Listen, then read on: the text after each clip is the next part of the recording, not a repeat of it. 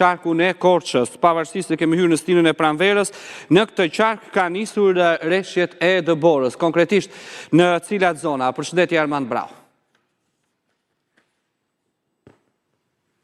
Ju përshëndes edhe unë Ertil. Në fakt, siç duket, garderoba e dimrit do të rikthehet paktën edhe për disa ditë në qarkun e Korçës, në mëngjesin e sotshëm, në orët e para të mëngjesit, në lartësitë mbi 1300 metra në të gjithë qarkun e Korçës ka pasur rreshje të dëborës. Theksoj kryesisht në zonën e Dardhës kanë qenë më të fokusuara, apo kryesisht edhe në zonën e Vidkuqit edhe fshatrat turistik, të cilët kanë pasur një rreshje me intensitet të ulët ditën e sotme, por paraprakisht autoritetet rrugore dhe kontraktorët janë kujdesur që të mos ketë bllokime, se sado e pak të jetë bora në rast se mjetet bllokohen, mund të krijojnë edhe problematika të ndryshme. Për këtë arsye është bërë kriposja dhe monitorimi dhe pastrimi i tyre.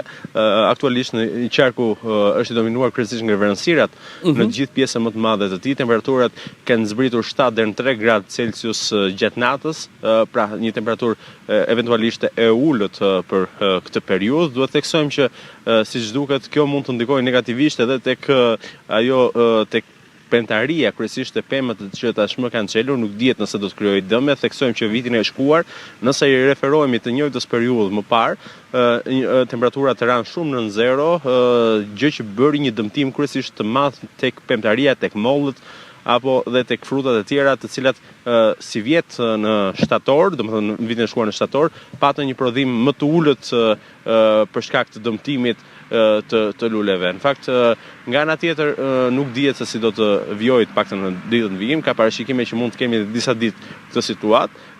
Temperaturat në ditët e mëparshme, duke nisur nga dita e dieshme, kanë qenë eventualisht të larta pranverore, duhet theksuar, të ngrohta, por moti bëri një kthes shumë të madhe brenda ditës. Nuk, siç e thash, deri tani gjitha akset rrugore janë të hapura. Aktualisht që flasim, rreshjet janë ndërprerë dhe vetëm qarku dominohet nga vranësirat. Faleminderit Armand Brau për këto informacione që na përcolle nga qarku i Korçës, dhe pikërisht ne do të qëndrojmë, do të flasim për